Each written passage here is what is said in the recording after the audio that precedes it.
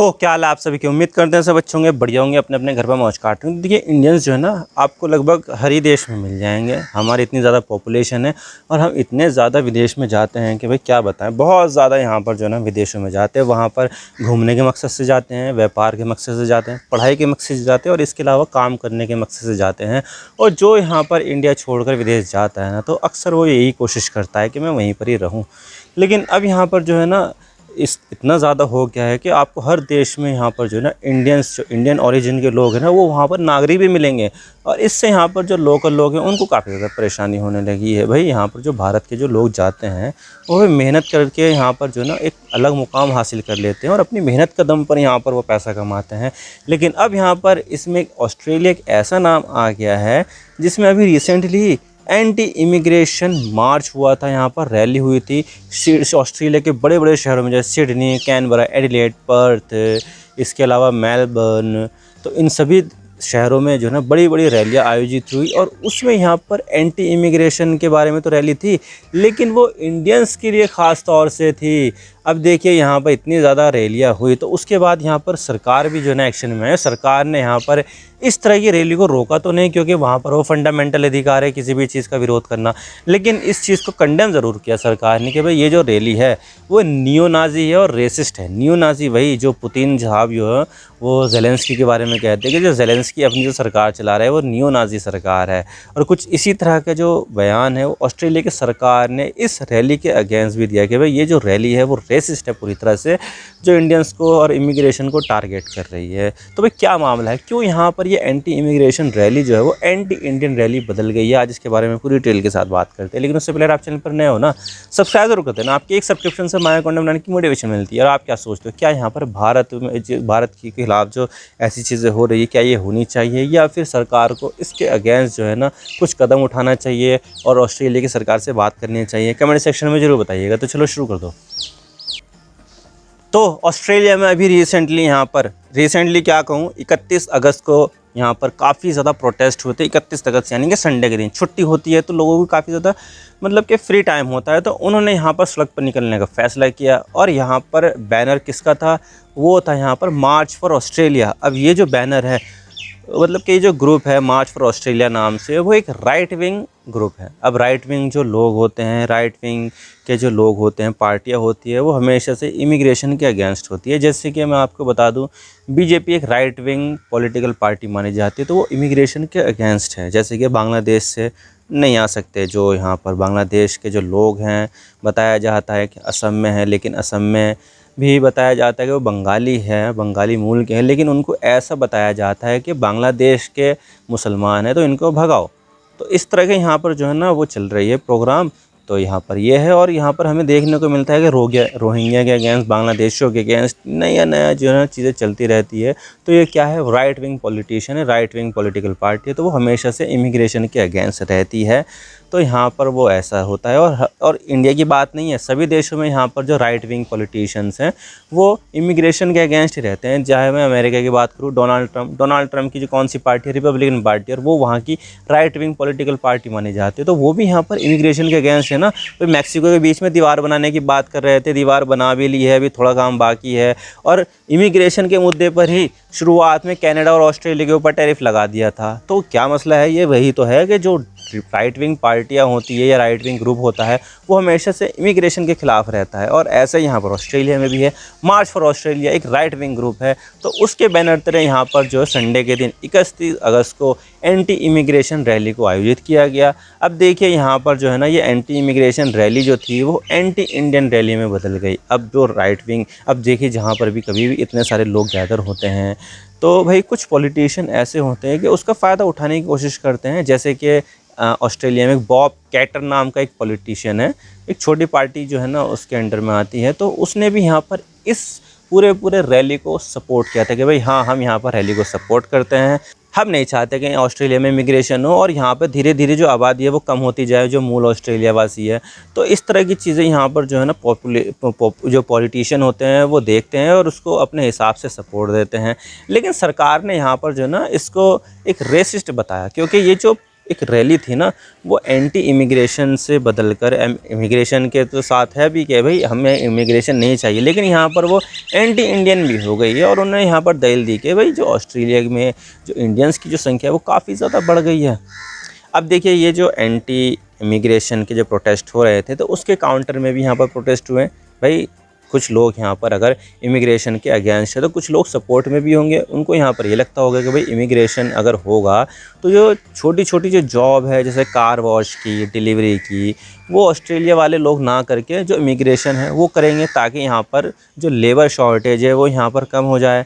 तो यहाँ पर कुछ लोग आए और इसके अगेंस्ट प्रोटेस्ट करने लगे, इस रैली के अगेंस्ट, कि भाई हम यहाँ पर जो है नहीं है coalition of immigration, coalition of action, sorry coalition of action एक प्रो इमिग्रेशन ग्रुप है। तो उन्होंने यहाँ पर जो है ना इसके अगेंस्ट में रैली निकाली। तो यहाँ पर ऐसा हुआ और हमें जगह जगह पर भाई 5-5 हज़ार 8-8 हज़ार, सिडनी में तो इतने लोग आ गए थे इस रैली के लिए।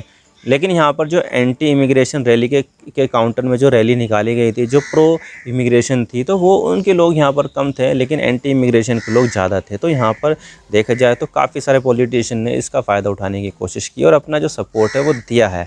लेकिन सबसे बड़ा सवाल यहाँ पर ये आता है कि ये जो एंटी इमिग्रेशन रैली है वो एंटी इंडिया में क्यों बदल गई है। तो देखिए इसके पीछे है यहाँ पर संख्या। अब देखिए जो इंडियन ओरिजिन के जो लोग हैं ना, one of the largest immigration group है ऑस्ट्रेलिया में। 2001 तक यहाँ पर लगभग 1,76,000 लोग इंडियन ओरिजिन के थे, लेकिन अब यहाँ पर जो संख्या है वो कितनी हो गई है, 9,75,000 के आसपास। यानी कि ऑस्ट्रेलिया की जो टोटल पॉपुलेशन है वो 26 मिलियन की है, 2 करोड़ 60 लाख की। तो उसमें से 9,75,000 अगर इंडियंस होंगे तो टोटल पॉपुलेशन का 3% है ये। अब देखिए ये जो संख्या है वही यहाँ पर सबसे बड़ी समस्या है। और यहाँ पर इंडियंस जो जाते हैं ना वो अब से नहीं जा रहे हैं, ये तो सैकड़ों सालों से जा रहे हैं, लेकिन पहले कुछ संख्या में जाते थे, जैसे खेती करने के लिए, माइनिंग करने के लिए, क्योंकि सस्ते मज़दूर इंडिया से मिल जाते थे। भाई इंडिया के लोग कम सैलरी में भी खुश हो जाते हैं। लेकिन अब यहाँ पर क्या करना शुरू किया कि पहले जो है ना स्टूडेंट्स के तौर पर जाते थे ऑस्ट्रेलिया की यूनिवर्सिटी काफ़ी अच्छी मानी जाती है, तो वहाँ पर पढ़ाई करने के मकसद से जाते थे। लेकिन बहुत सारे जो लोग हैं वो अच्छी लाइफ स्टाइल के लिए वहीं पर स्टे कर लेते थे और वहाँ पर परमानेंट रेजिडेंट बन जाते थे। तो यहाँ पर एक इंडियंस कम्युनिटी है, काफ़ी ज़्यादा वेल एजुकेटेड है और काफ़ी ज़्यादा हाईली स्किल्ड प्रोफेशनल्स जो माने जाते हैं वो इंडियंस माने जाते हैं। तो इसी चीज़ से यहाँ पर जो ऑस्ट्रेलिया के जो लोग हैं उनमें डर पैदा हो गया कि भाई ये क्या हो रहा है। भाई ऑस्ट्रेलिया में इंडियंस की संख्या 3% तक चली गई है। 2001 तक लगभग 1.5 लाख लोग थे, अब यहाँ पर 10 लाख लोग हो गए हैं। तो ये क्या हो रहा है। तो सबसे बड़ा टारगेट यहाँ पर ये है कि जो इंडियंस है वो इमिग्रेशन में बहुत ज़्यादा है और ऑस्ट्रेलिया की टोटल पॉपुलेशन का 3% बन गए हैं। तो सबसे बड़ी प्रॉब्लम तो ऑस्ट्रेलिया के निवासियों की यही है। अब देखिए ऑस्ट्रेलिया जो है ना सबसे बेस्ट कंट्री मानी जाती थी इमिग्रेशन के लिए, क्योंकि वहाँ पर एक तो वीज़ा लेना आसान, भाई आप वहाँ पर जाइए स्टूडेंट के तौर पर, और यूनिवर्सिटीज़ भी वहाँ पर कोई जितनी ज़्यादा महंगी है नहीं। महंगी यूनिवर्सिटीज़ तो अमेरिका की होती है। अमेरिका की यूनिवर्सिटी बहुत ज़्यादा महंगी होती है, उसके लिए तो लोन लेकर जाते हैं लोग। लेकिन यहाँ पर ऑस्ट्रेलिया की यूनिवर्सिटी इतनी ज़्यादा महंगी नहीं होती है अमेरिका के मुकाबले, तो वहाँ पर लोग पसंद करते हैं। और वहाँ का जो लाइफ स्टाइल है वो भी यहाँ पर काफ़ी ज़्यादा ओपन है और काफ़ी ज़्यादा जो है ना अच्छा है। आप देख लीजिए कि कनाडा का लाइफ स्टाइल कैसा है और वहाँ पर कितनी ज़्यादा इमिग्रेशन होती है। पंजाबी लोग काफ़ी ज़्यादा जाते हैं और मिडिल ईस्ट से बहुत ज़्यादा जाते हैं। और इनफैक्ट वहाँ पर तो पंजाबियों की तो एक पॉलिटिकल पार्टी भी है जो कभी कभी खालिस्तान के लिए बात भी करती है। 6 फॉर जस्टिस कुछ ऐसी पार्टी है तो यहाँ पर है, तो वो थी। और इसी तरह की जो इमिग्रेशन पॉलिसीज़ है वो ऑस्ट्रेलिया की, क्योंकि ऑस्ट्रेलिया के पास लैंड बहुत ज़्यादा है, पॉपुलेशन कम है, 2 करोड़ 60 लाख की पॉपुलेशन है। तो वहाँ पर जो है ना वेलकम किया जाता था। लेकिन अब यहाँ पर जिस तरह से दुनिया भर में फार राइट पॉलिटिकल पार्टी बढ़ रही है, चाहे वो जर्मनी की AFD है, ऑल्टरनेट ऑफ जर्मनी, या फिर जो है ना इटली की मेलोनिया हो, वो भी एक फार राइट पार्टी से आती है, या फिर डोनाल्ड ट्रंप हो, वो भी एक राइट विंग पार्टियां हैं, इंडिया की BJP हो, या फिर कई सारे देशों में जो सरकारें हैं वो आजकल यहाँ पर राइट विंग पॉलिटिकल पार्टियां से जो है ना वो ज़्यादा हो रही है। तो राइट विंग जो है ना काफ़ी ज़्यादा उठान पर है और इसी वजह से ऑस्ट्रेलिया में भी यहाँ पर ये बात चल रही है। ऑस्ट्रेलिया में भी राइट विंग उठान पर है और उन्होंने यहाँ पर एक ईजी टारगेट देख लिया है, जिनकी पॉपुलेशन है सिर्फ 3% की, और वो है इंडिया। इंडियन की पॉपुलेशन 3% है, लेकिन उनकी तो ज़्यादा ही होगी ना ऑस्ट्रेलिया के जो लोग हैं।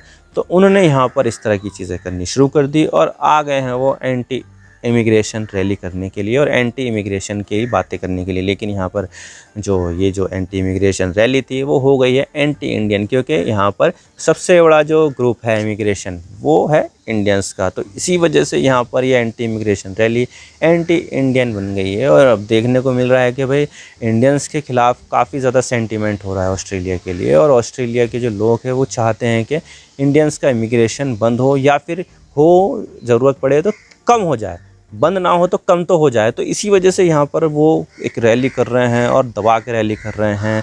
और वही इंडियंस के लिए ये काफ़ी ज़्यादा मुश्किल होगी, और हाँ वहाँ पर रहने वाले इंडियंस के लिए हो सकता है कि आने वाले समय में जो रेशियल अटैक है वो भी हमें देखने को मिले। और कभी हमने वहाँ पर देखा भी था, एक बार तो मंदिरों के ऊपर भी अटैक हुए और कई बार जो है रेशियल रिमार्क भी पास किए गए इंडियंस के अगेंस्ट।